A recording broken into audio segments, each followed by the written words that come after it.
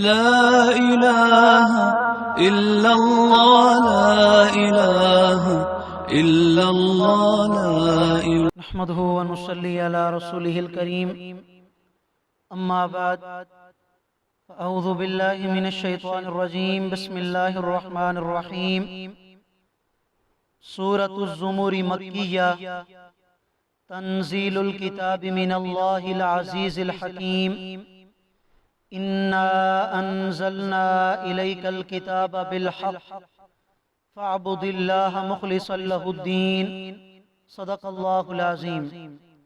سورۃ الزمر کی ابتدائی دو آیات کریمہ آپ حضرات کے سامنے تلاوت کی ہیں۔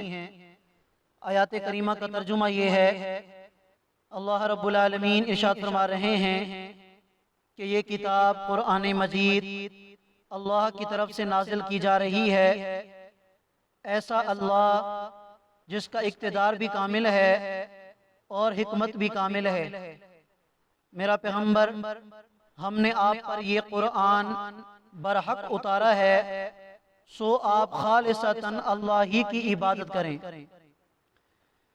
سورۃ الزمر اس مبارک سورت کی 75 آیات کریمہ ہیں اور 8 رکوع ہیں۔ اس سورت کا نام زمر رکھا گیا ہے۔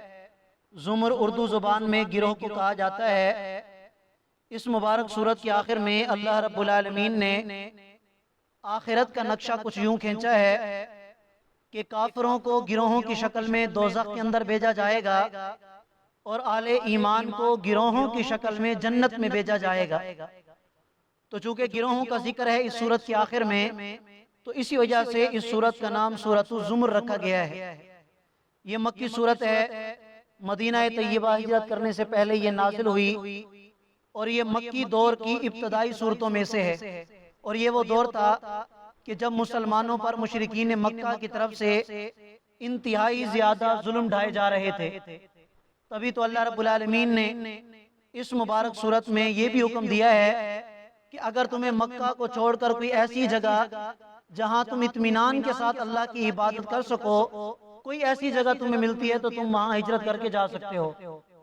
اس کے علاوہ اس مبارک صورت کے اندر مشرکین مکہ کے عقائد کی تردید بھی کی گئی ہے، جو وہ شرکیہ عقائد رکھتے تھے۔ وقتاً فوقتاً آیات کریمہ کے اندر جو وہ عقائد آئیں گے تو ساتھ ساتھ ان کی تشریح بھی چلتی رہے گی۔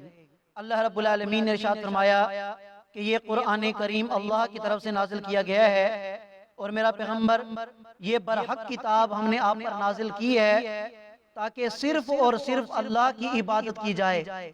آپ علیہ السلام نے جب مکہ میں اللہ تعالیٰ کا پیغام لوگوں کو سنایا تو اس پیغام کی پہلی جز یہی تھی کہ عبادت صرف اور صرف کس کی ہونی چاہیے؟ اللہ کی ہونی چاہیے۔ اللہ کے سوا کوئی عبادت کے لائق نہیں۔ اب تم نے عبادت کیسے کرنی ہے، اللہ کی اطاعت اور بندگی کیسے کرنی ہے؟ تو فرمایا محمد الرسول اللہ، میں اللہ کا رسول ہوں، میں تمہیں بتاؤں گا کہ تم نے اللہ کی بندگی کیسی کرنی ہے۔ فرمایا اللہ للہ الدین الخالص، سارے سن لو کہ خالصتاً بندگی صرف اللہ کی ہوتی ہے۔ والذین اتخذوا من دونہ اولیاء، اور جو لوگ اللہ کو چھوڑ کر اپنے رکھوالے بنا رکھے ہیں، جنہوں نے یہ کہہ کر ما نعبدہم الا لیقربونا الی اللہ زلفیٰ، کہ ہم تو ان کی عبادت صرف اس لیے کرتے ہیں تاکہ یہ ہمیں اللہ کے قریب کر دیں، تاکہ ان کی عبادت کریں گے یہ خوش ہوں گے اور پھر یہ آگے ہماری اللہ کے ہاں سفارش کریں گے،